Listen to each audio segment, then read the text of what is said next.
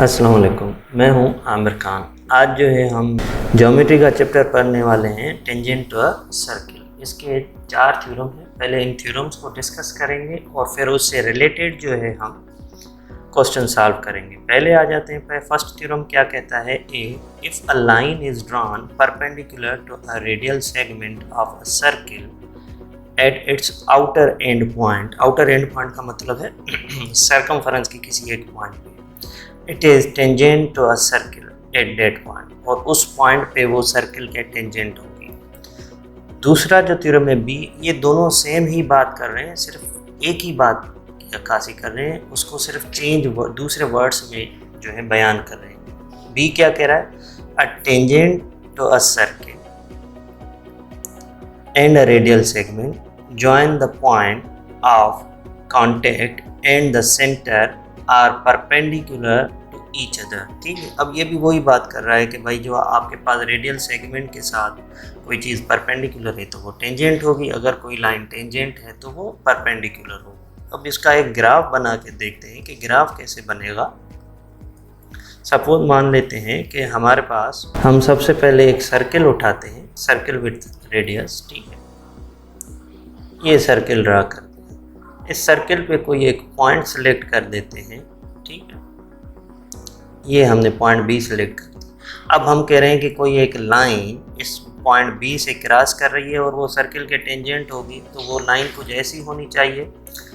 Tangent line select की point B और इस सर्किल की, तो ये टेंजेंट लाइन बन गई। ठीक है, हमने पहले और दूसरे थ्योरम में ये पढ़ा कि अगर कोई टेंजेंट लाइन है तो वो जो होगी वो क्या होगी? रेडियल सेगमेंट, मतलब ए से लेके बी तक जो डिस्टेंस है या जो लेंथ है, इसको हम रेडियस कहते हैं। सर्किल का रेडियस है, इसको हम रेडियल सेगमेंट भी कहते हैं। हम कह रहे हैं कि उस रेडियल सेगमेंट पे वो जो लेंथ है वो आपके पास वो 90 की एंगल बनाए, परपेंडिकुलर हो। परपेंडिकुलर मतलब 90 की एंगल। तो हम देखें क्या ये वाकई में ये ए और बी और ये जो लाइन है टेंजेंट लाइन वाकई में 90 की एंगल बना रहे हैं। अगर 90 की एंगल बना रहे हैं, इट मीन्स ये हमारी line tangent to a circle है। तो हमने एंगल पे आ गए, हमें 3 पॉइंट सेलेक्ट करनी है। मैंने कहा ए, बी और सी, इसके दरमियान क्या है एंगल कौन सी? तो हमें पता लग गया कि इनके दरमियान जो एंगल है वो 90 डिग्री है। थ्योरम हमें ये कह रहा था कि अगर कोई लाइन रेडियल सेगमेंट, मतलब ए बी हमारे पास जो रेडियस है इसके साथ, और दूसरी लाइन जो सर्कमफरेंस के एक पॉइंट को टच करके चली जाती है उसके साथ 90 डिग्री की एंगल बनाती है, परपेंडिकुलर मतलब 90 डिग्री की एंगल, तो वो उसको हम कहेंगे ये टेंजेंट लाइन है। और इसके दूसरे थ्योरम में हमें ये कह रहा था कि अगर लाइन टेंजेंट है तो वो क्या करेगी? रेडियल सेगमेंट के साथ 90 डिग्री बनाएगी। तो दोनों चीज़ें सेम बात कर रही थी और हमने देख लिया। तो अब ऐसी लाइन जो सर्कमफरेंस की सिर्फ एक पॉइंट को टच करे और क्रॉस करके चली जाए, उसको हम टेंजेंट लाइन कहते हैं। ठीक है, अब हम आते हैं मजीद दूसरे थ्योरम पे कि वो क्या कह रहा है हमारे पास। सी थ्योरम क्या कह रहा है? The two tangent drawn to a circle from a point outside it are equal in length। the two tangent मतलब एक सर्किल के दो tangent drawn to a circle from a point outside it are equal in length। इस theorem में हमें ये कह रहा है कि अगर दो टेंजेंट हैं सर्किल के, ठीक है, तो पहले हम दूसरा टेंजेंट बना लेते हैं सर्किल का, फिर आगे देखते हैं क्या करना है। ठीक है, तो हमने टेंजेंट के लिए सबसे पहले एक पॉइंट सेलेक्ट करनी पड़ेगी सर्किल पे।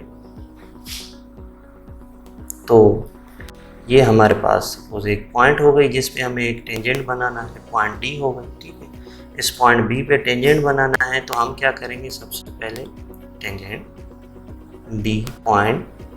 ठीक है, ये हो गया। अब हाँ, ठीक है, सपोज ये किसी एक पॉइंट पे हमने जाके इसको रोक दिया। ठीक है, जहाँ पे ये दोनों इंटरसेक्ट कर रहे हैं वहाँ पे भी मैं एक पॉइंट ड्रा कर देता हूँ, पॉइंट लगा देता हूँ भाई इस जगह पे। ठीक है, ये पॉइंट, और हम एक सेगमेंट भी बना लेते हैं जो हमें ये बताए कि ये रेडियस है ए से लेके डी तक, ठीक है। और हम कंफर्म करने के लिए कि वाकई ये टेंजेंट है तो हम एंगल भी फाइंड कर लेते हैं। एंगल सेलेक्ट करेंगे हम, ठीक है, एंगल ई डी ए, ठीक है, 90 एंगल बना रहा है, ठीक है। तो मतलब ये भी 90 डिग्री की एंगल बना रहा है, तो ये लाइन जो होगी वो क्या होगी, टेंजेंट होगी।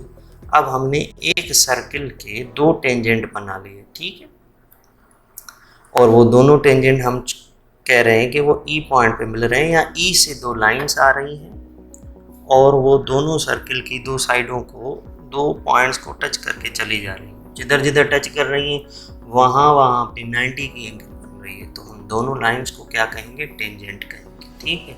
तो हमारा थ्योरम ये कह रहा है कि ये जो दोनों टेंजेंट हैं वो आपस में जो इनकी लेंथ होगी वो इक्वल होगी। लेंथ कहाँ से लेके कहाँ तक, पॉइंट ई से लेके बी तक जो लेंथ है और पॉइंट ई से लेके डी तक जो लेंथ है, ये दोनों आपस में इक्वल होंगी। मतलब ई बी ई जो है वो इक्वल या कंकरेंट होनी चाहिए किसके, डी ई के, ठीक है, डी ई के। उम्मीद है ये थ्योरम भी समझ में आ गया होगा। अब आते हैं दूसरे थ्योरम पे, लास्ट थ्योरम इसका, if two circle touches externally और internally the distance between their centers is respectively equal to the sum or difference of their radii। अब कह रहा है कि 2 सर्किल अगर हम ड्रा करते हैं तो वो 2 सर्किल एक दूसरे को अगर इंटरनली टच करें या एक्सटर्नली टच करें तो उनके सेंटर्स के दरमियान डिस्टेंस क्या होगा, ये बात है, ठीक है।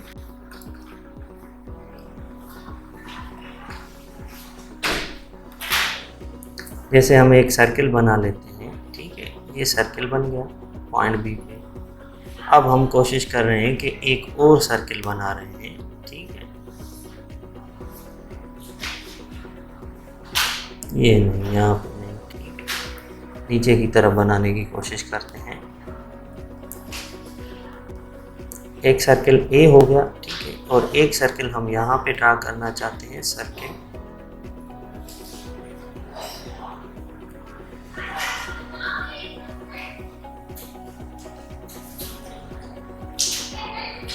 ठीक है, सर्किल सी, ठीक है। ए मतलब इस सर्किल का सेंटर ए है, सी मतलब इस सर्किल का सेंटर सी है। अब हम कह रहे हैं कि ये 2 सर्किल हैं, इन दोनों का, इस सर्किल का जो रेडियस है वो ए से लेके इस पॉइंट तक सपोज, ठीक है, और इस सर्किल का रेडियस ए से, यहाँ से सी से लेके इस पॉइंट तक। इन दोनों के सेंटर्स के बीच में डिस्टेंस क्या होगा, जस्ट हमें क्या करना होगा, दोनों के रेडियस इसको R1 और इसको कहते हैं R2, दोनों को जस्ट हमने प्लस करना होगा, R1 प्लस R2, तो हमें डिस्टेंस मिल जाएगा सेंटर्स के दरमियान। एक ये बात कह रहा था और दूसरा डिफरेंस की बात कर रहा था। तो डिफरेंस के लिए हमें ये कह रहा था कि अगर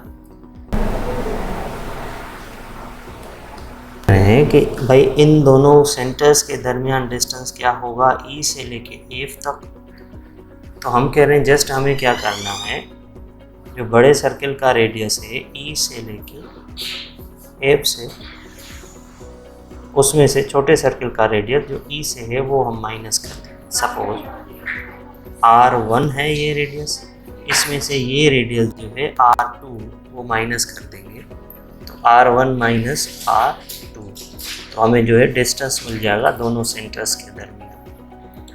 उम्मीद है इस चैप्टर के सारे स्लो समझ में आ गए होंगे। अब मैं कोशिश करूँगा कि नेक्स्ट वीडियो में इसके क्वेश्चन सॉल्व कर